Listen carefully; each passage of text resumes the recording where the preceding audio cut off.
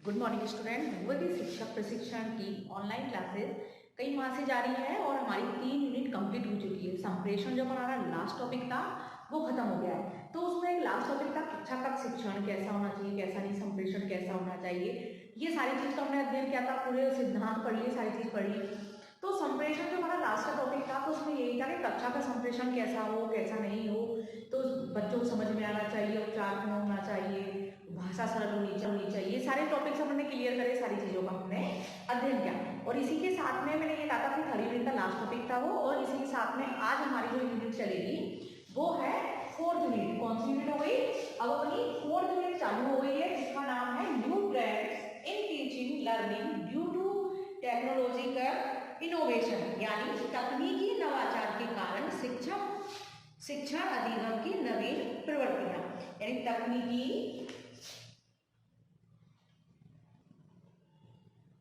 नवाचार यानी new trends in teaching learning due to technological innovation के कारण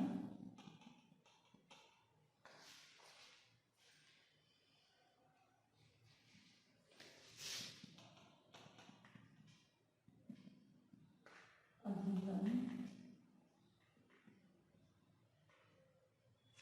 की नवीन प्रवृत्तियां। तो ये हमारे क्या है, चौथी यूनिट। कौन सी है? यूनिट चौथी का नाम है तकनीकी नवाचार के कारण शिक्षण अधिगम की नवीन प्रवृत्तियां। अब जो हमारी चौथी यूनिट है इसके अंदर किन किन चीजों का अध्ययन करेंगे? तो इसमें जो सिलेबस है अपना चौथी यूनिट का सिलेबस देख रहे हैं हमारा। तो सिलेबस में फर्स्ट जो पॉइंट है, इसमें 2 पॉइंट है। तो पहला पॉइंट जो है इसमें हम अध्ययन करेंगे वो है विविधताओं वाले कक्षा कक्ष में अधिगम का विश्लेषण।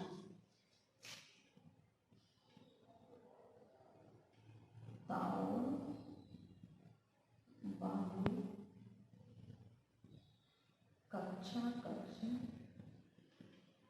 क्योंकि यूनिट स्टार्ट करने से पहले हमें सिलेबस देखना है कि हमारा सिलेबस क्या है। हमको सिलेबस मालूम होना चाहिए कि सिलेबस अपन को फोर्थ यूनिट में जो पढ़ना है वो सिलेबस है, क्योंकि मैंने आपको फर्स्ट, सेकंड और थर्ड यूनिट का बताया था सिलेबस में क्या क्या है। तो सिलेबस मालूम होता है तो पढ़ने में आसानी होती है। तो हमारा सिलेबस है तो हम देख लेते हैं कि फोर्थ यूनिट में क्या क्या चीज है। तो कक्षा कक्ष में अधिगम का विश्लेषण,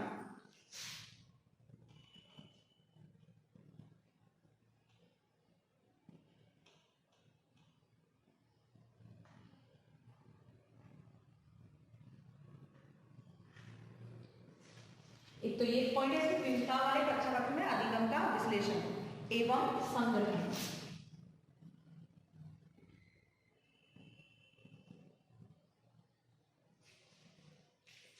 और आगे चीजें हैं मुद्दे एवं सरलता।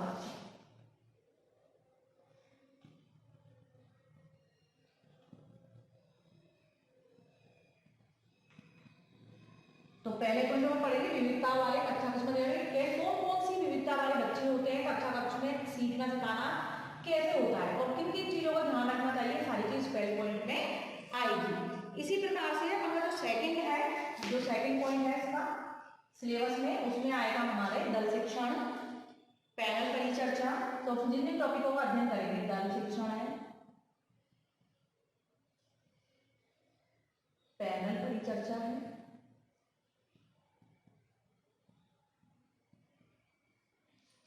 क्योंकि ये नवाचार जो पंद्रह इसमें आया है ना, नवाचार तकनीकी नवाचार का शिक्षण अधिगम की नवीन प्रवृत्ति। तो नवीन प्रवृत्ति कौन कौन सी जिससे शिक्षण कार्य होता है? तो सम्मेलन है, कार्यशाला,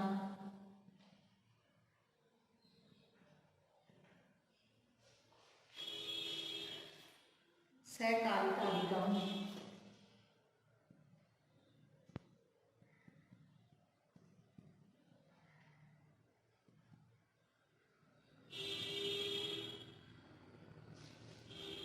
और समूह परिचर्चा,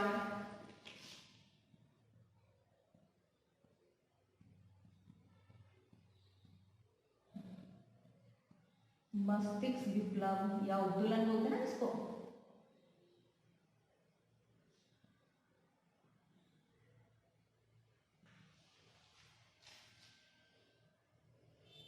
कक्षा कक्ष में शिक्षण अधिगम, कक्ष में शिक्षण अधिगम, ये हमारा सिलेबस है क्योंकि सिलेबस से अपन पढ़ेंगे तो अपन टॉपिक जल्दी जल्दी क्लियर कर लेंगे और इससे क्या आपको सुविधा मिलती है। शिक्षण अधिगम मुद्दे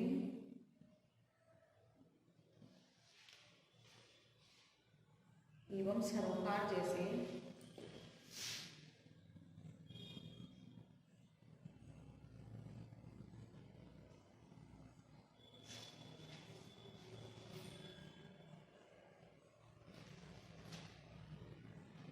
अध्ययन आदतें,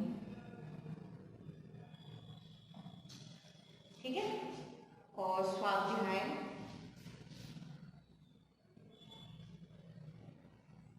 अधिगम कौशल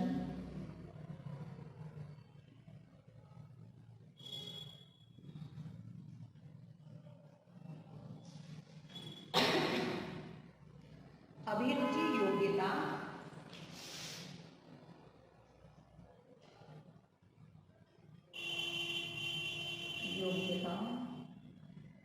क्योंकि अपन को ये सारे टॉपिक्स क्लियर करने हैं जिससे कि आपको सुविधा होगी पढ़ाई में कि हमें ये टॉपिक ही पढ़ने हैं। सामाजिक आर्थिक प्रश्नों की दृष्टि से प्रतिभाशाली, सामाजिक आर्थिक दृष्टि से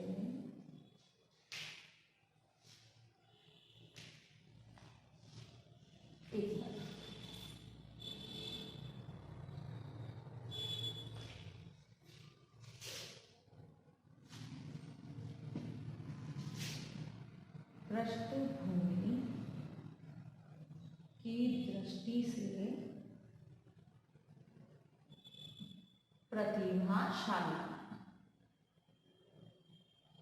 प्रतिभाशीलता,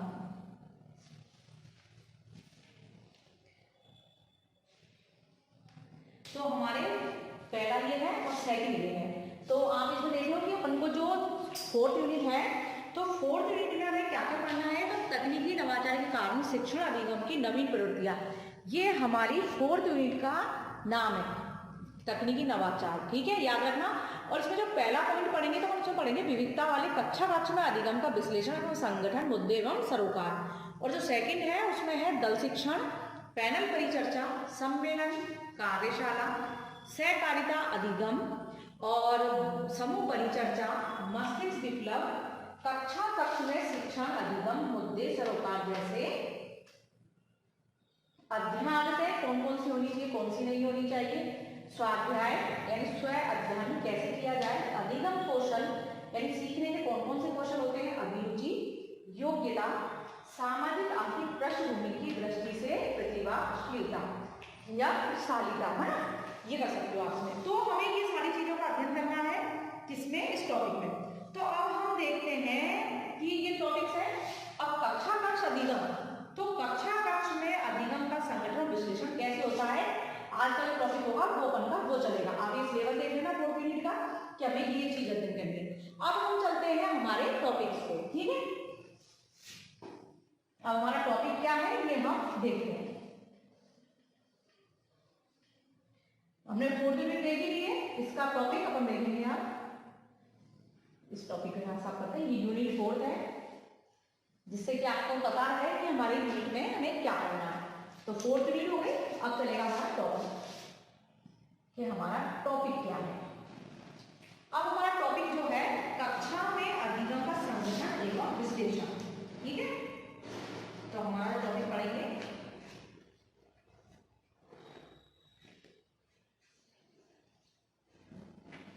यानी analysis and organisation of learning in classroom, ठीक है। हमारा जो टॉपिक है उसका अध्ययन करेंगे। उससे पहले हम ये चीज समझ लेते हैं कि हमें पढ़ना क्या है करना क्या है।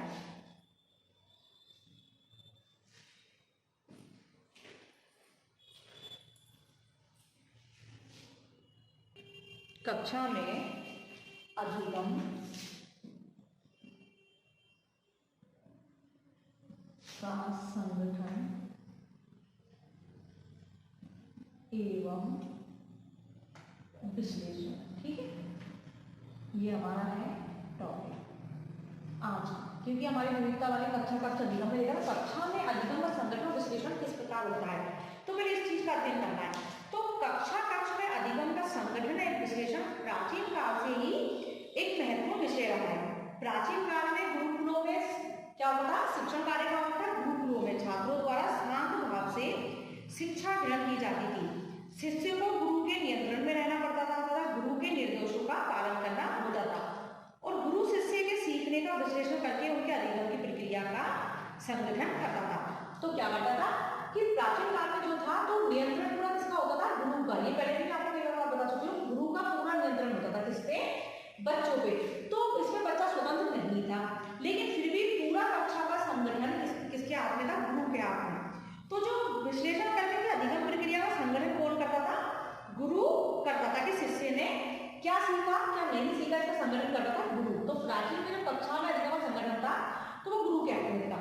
लेकिन वर्तमान समय में क्या हुआ है कि वर्तमान समय में बाल केंद्रित प्रक्रिया के कारण इस प्रक्रिया का स्वरूप परिवर्तित हो गया है, परिवर्तित हो गया है, चेंज हो गया है। और इसमें क्या हो गया है कि बाल केंद्रीकरण की गतिविधियों को अपनाते हुए कक्षा अधिगम का विश्लेषण एवं संगठन किया जाता है। क्यों किया जाता है, बालकों के अनुसार। तो जैसे बालकों की रुचि के अनुसार शिक्षा व्यवस्था और शिक्षा अधिगम सामग्री का प्रयोग किया जाता है। बालक को शिक्षा अधिगम सामग्री कौन सी चाहिए, कैसी चाहिए, ये सारी होती है। यानी समझ गया कि प्राचीन समय में किस कक्षा में अधिगम का संगठन किसके हाथ में था, पहले गुरुओं के हाथ में था। और जो हमारा वर्तमान समय है इसमें बाल केंद्रित शिक्षा है, जो शिक्षा प्रक्रिया है वो बालक को केंद्रित मानकर है। यानी जो परिवर्तन हुआ है बालकों को देखते हुए और उनकी गतिविधियों को अपनाते हुए कक्षा अधिगम का विश्लेषण संगठन किया जाने लगा है।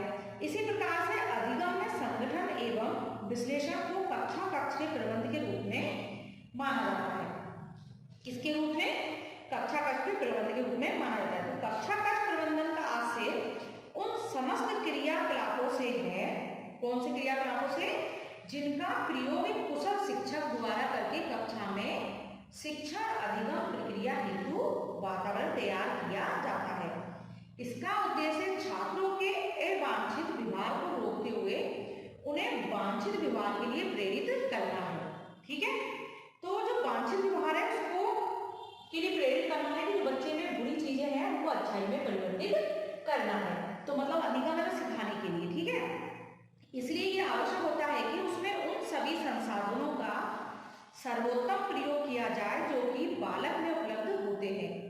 तो इसी प्रकार से हमें ये सारी चीज समझने की मतलब अधिगम का संगठन और विश्लेषण में क्या है कि बालक की अवांछित आदतों को वांछित में बदलना, यानी उसके व्यवहार में वांछित व्यवहार के लिए प्रेरित करना है। कक्षा अधिगम और संगठन विश्लेषण जो मैं समझा रही हूँ आपको टॉपिक, तो इसमें यही है कि कक्षा में सीखना सिखाना किस प्रकार से किया जा सके।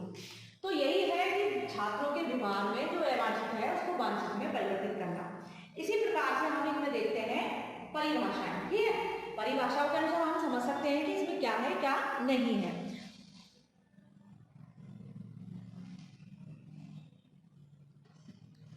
तो इसी प्रकार से जो हम देखते हैं कक्षा कक्ष में अधिगम का संगठन एवं विश्लेषण, तो इसमें यही है कि कक्षा में बच्चों को किस तरह सिखाया जाए, कैसे ना सिखाया जाए, जो उनका जो व्यवहार है, जो भी पुरानी आदतें हैं उनको कैसे चेंज किया जाए, सारी चीज इसके अंदर है। तो कक्षा में अधिगम का संगठन विश्लेषण में ये टॉपिक समझ रहे हैं कि प्राचीन समय में कैसा था कैसा नहीं था, कि गुरु शिष्य मतलब गुरु के उसमें रहते थे बच्चे, मतलब उन्हीं की सुनते थे और पूरा संगठन विश्लेषण उन्हीं के हाथ में होता था कि शिष्य को स्वतंत्रता नहीं थी। पिछली बार पर मालूम था क्या ये सब समझा चुकी हूँ मैं आपको। तो इसमें यही था कि कक्षा में जो गुरुकुलों में छात्रों द्वारा तो शांत भाव से शिक्षा ग्रहण की जाती थी, है ना, बाल केंद्रित नहीं थी। जो लेकिन अब वर्तमान समय में तो बाल केंद्रित शिक्षा है, बालकों के अनुरूप है, उनको कौन सी शिक्षण विधियां पसंद है, किस प्रकार का वो है, तो उनके अनुसार ही शिक्षण कार्य कराया जाता है। और बालकों को खेल खेल में ये सारी चीजें ना कि बस शिक्षा का रूप परिवर्तित हो गया है। तकनीकी नवाचार इसका प्रयोग होने लगा। नवाचार के प्रयोग से क्या हो गया है कि शिक्षण बहुत प्रभावशाली और रुचिपूर्ण हो गया है। जो पहले गुरु शिष्य वाला था तो बोरिंग होता था, उसमें एक तरह ही वो होती थी, मतलब गुरु ही ज्ञान देते थे, शिक्षक और शिष्य को बोलने की वो नहीं थी, गुरुकुलों में ही होता था। लेकिन आजकल पूरी स्वतंत्रता है बालकों को, उनको कोई समस्या है उन्हें बता सकते हैं। और शिक्षक जो शिक्षण कार्य कराते हैं, जो अधिगम का कार्य होता है वो पूर्ण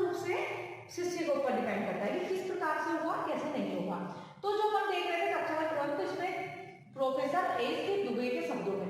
तो इन्होंने क्या कहा कि कक्षा कक्ष प्रबंधन का आशय शिक्षक द्वारा संपन्न किए जाने वाले उन सभी प्रयासों से है जिससे वह कक्षा कक्ष में उपलब्ध सभी मानवीय एवं भौतिक संसाधनों का सर्वोत्तम उपयोग करते हुए शिक्षण अधिगम प्रक्रिया को प्रभावशीलता हेतु उपयुक्त वातावरण निर्माण करता है। मतलब इसमें यही है कि शिक्षक द्वारा ऐसे ही प्रयास किए जाते हैं जिससे कि जो कक्षा में उपलब्ध जो साधन है सर्वोत्तम उपयोग, यानी बच्चा जिससे अच्छे से अच्छा सीख सके, भौतिक संसाधन जो भी है उनके द्वारा शिक्षण कार्य व शिक्षण ऐसी प्रक्रिया जिससे कि ऐसा वातावरण तैयार हो जाए जिससे कि बालक उस चीज को बहुत अच्छे से सीख जाए। जो भी कक्षा के अंदर सिखाना चाहते हैं तो जो वातावरण इस प्रकार तैयार किया जाएगा, शिक्षण विधियां इस प्रकार की होंगी जिससे कि बालक उसको सीखेगा और उसमें प्रभावशीलता, यानी प्रभाव इतना अच्छा होगा उसका सीखने का, उसकी रुचि उत्पन्न हो जाएगी और उससे अच्छे से सीख जाएगा। इसी प्रकार से दूसरी जो परिभाषा है वो है श्रीमती आर के शर्मा। तो इनके अनुसार है तो इसमें यही है कि कक्षा कक्ष प्रबंधन का आशय शिक्षक के उन प्रभावी प्रयासों से है जिसमें शिक्षार्थी के अवांछित व्यवहारों को परिवर्तित करते हुए वांछित एवं शिक्षक अधिगम उपयोगी क्रियाओं को उत्पन्न किया जाता है।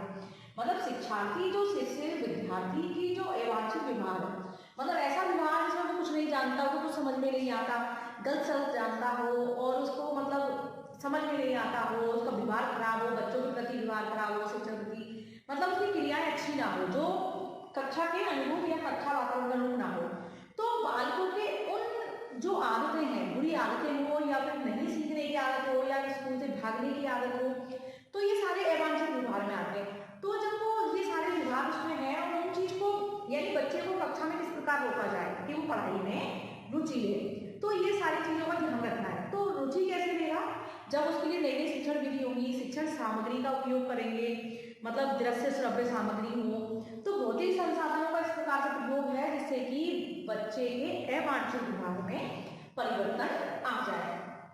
तो इसमें जो अपने जो विचारक हैं उन्होंने बताया है कि कक्षा कक्ष प्रबंधन का कार्य यही है कि अधिगम कक्षा में सीखने का कार्य इस प्रकार से हो, कैसे सिखाया जाए जिससे बालक में परिवर्तन आ जाए। वही हमने देखा था ना, कक्षा प्रबंधन मतलब ऐसी क्रियाक्रम जिनमें कुशल शिक्षक द्वारा करके कक्षा में शिक्षण अधिगम प्रक्रिया में वातावरण तैयार करना, यानी सीखने की, जिससे कि ऐसे संसाधनों का सर्वोत्तम प्रयोग जिससे कि बालक ज्यादा से ज्यादा सीख सके और अपने विचारों को ला सके और अपने व्यवहार में परिवर्तन ला सके।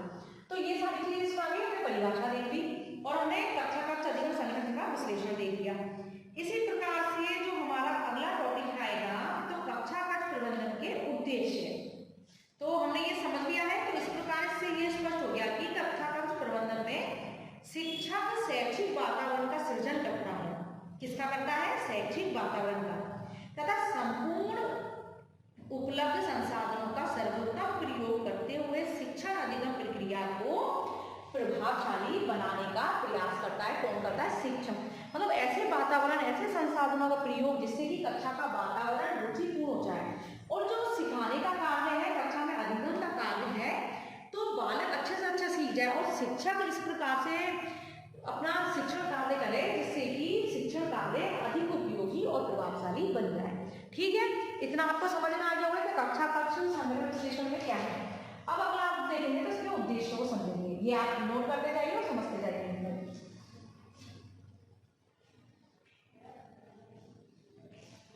इसी प्रकार से हम देखते हैं इसके उद्देश्य। आज हम ये टॉपिक क्लियर कर लेंगे तो फिर अपन विभिन्नता जो हमने देखा था, विभिन्नता वाले कक्षा का विश्लेषण संगठन वाला मुद्दे और सरकार को हम इसका अध्ययन करें, क्योंकि मैंने कक्षा का प्रबंधन को समझना है। क्योंकि कक्षा का प्रबंधन को हमने समझ लिया तो हम क्या समझ जाएंगे, उस टॉपिक को समझ लेंगे। कक्षा कक्ष प्रबंधन के उद्देश्य,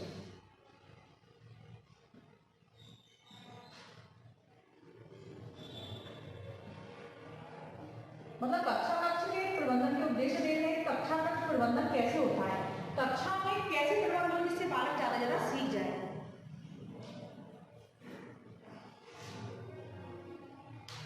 तो इसमें हमारे उद्देश्य में क्या है कि प्रभावी कक्षा का प्रबंधन की जो है इसमें क्या होना चाहिए कि मतलब शिक्षुओं को या विद्यार्थी को ऐसा ज्ञान प्रदान करना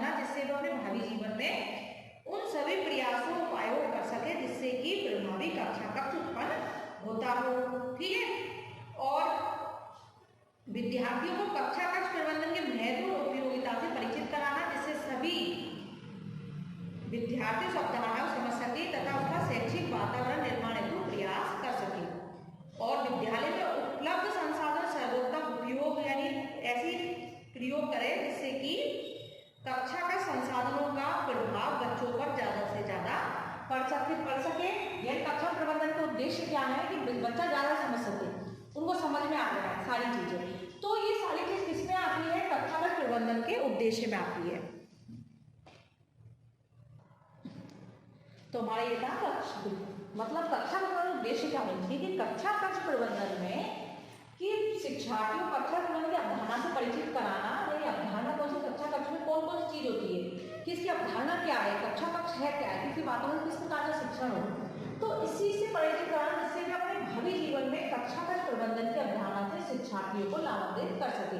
जैसे कि प्रशिक्षणार्थी है तो उनको कक्षा कक्ष प्रबंधन एक अपना पेपर चलता है में, तो उसमें यही क्यों पढ़ाया जाता है, टॉपिक्स क्यों आते हैं कि जिससे कि प्रशिक्षणार्थी इन चीजों को सीख जाए कि आगे जो वो शिक्षार्थियों को ज्ञान दे कि कक्षा कक्ष प्रबंधन क्या होता है, कि व्यवस्था कैसे दिखाई जाती है, इसमें किस प्रकार से शिक्षण कार्य हो जिससे कि अधिगम अच्छा हो।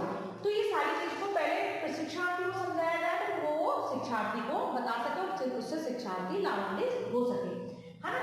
तो इसमें प्रशिक्षार्थी कर सकते हो यानी प्रशिक्षार्थी लिख सकते हो उसमें ये, हाँ, जिससे कि ये शिक्षार्थी को लाभान्वित कर सके। दूसरा है कि कक्षा कक्ष प्रबंधन का कार्य ऐसा हो जिससे कि विद्यार्थियों के अवांछित व्यवहार को वांछित व्यवहार में परिवर्तित कर सके, है ना, कि परिवर्तित हो जाए, यानी परिवर्तित करना जिससे कि कक्षा कक्ष में बालकों के प्रबंधन ऐसा हो जिससे कि अवांछित व्यवहार को वांछित व्यवहार में परिवर्तित किया जा सके। तीसरा जो है तो बालकों में ज्ञान प्राप्ति के लिए जिज्ञासा जागृत करना। तो मतलब किस प्रकार से जिज्ञासा उत्पन्न होगी बालकों में, तो कक्षा कक्ष प्रबंधन के लिए विभिन्न प्रकार की रणनीति और विधियों का प्रयोग हो जिससे कि उससे ये पता लग जाए कि कैसे होगा कैसे नहीं होगा।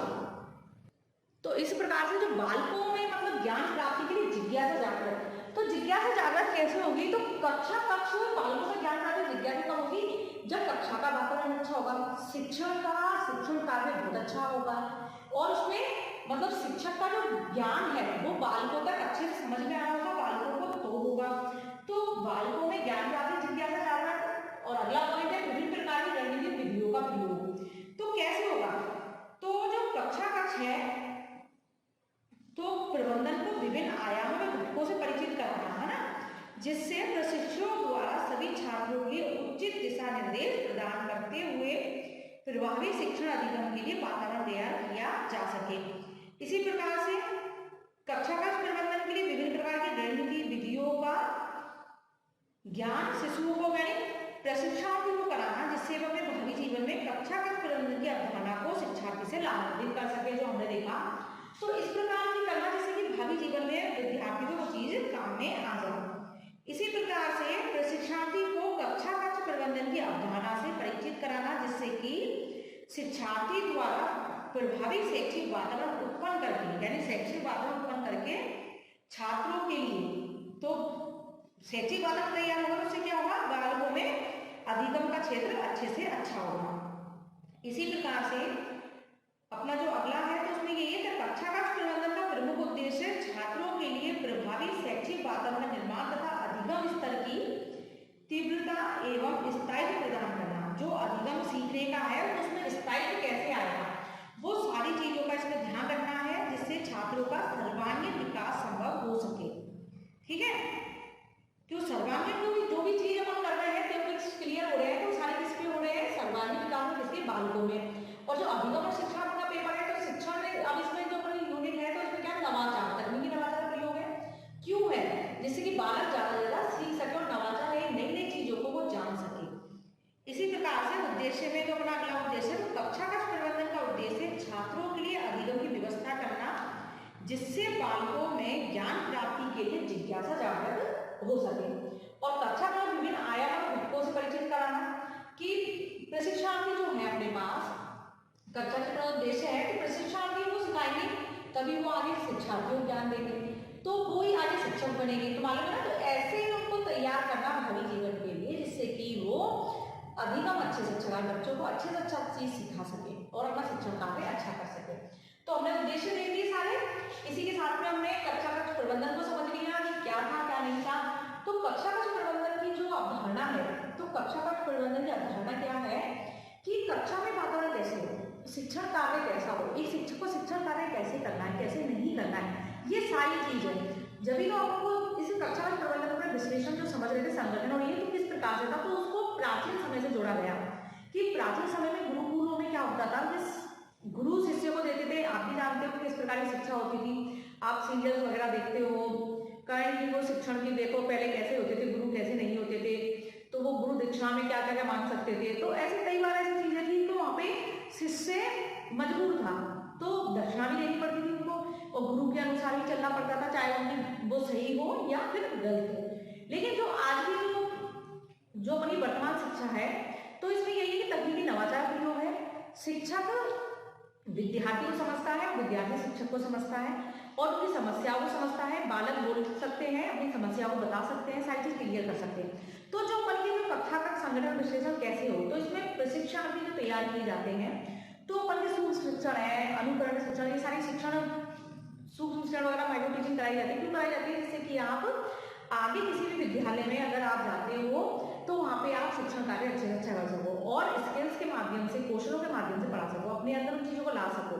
तो ये सारी चीज इसके अंदर आती है। तो कक्षा कक्ष में मतलब जो हमारा प्रबंधन उद्देश्य था उसमें यही है कि बाल के व्यवहार परिवर्तन लाना, उसमें जिज्ञासा जागृत करना, उसमें रुचि उत्पन्न करना, कैसे करोगे कैसे नहीं करोगे, और इस प्रकार की व्यवस्था करना जिससे कि शिक्षण का वातावरण अच्छे से अच्छा हो सके। इसी के साथ में आज हमारा टॉपिक यही खत्म होता है और अपन कल देखेंगे तो विभिन्नता वाले कक्षा कक्ष विश्लेषण संगठन देखेंगे। विभिन्नता वाले पालक में कौन कौन से परिवर्तन होने चाहिए, तो उनको किस प्रकार का शिक्षण कार्य कराया जाए, ये सारी चीजों का हम अध्ययन कल करेंगे।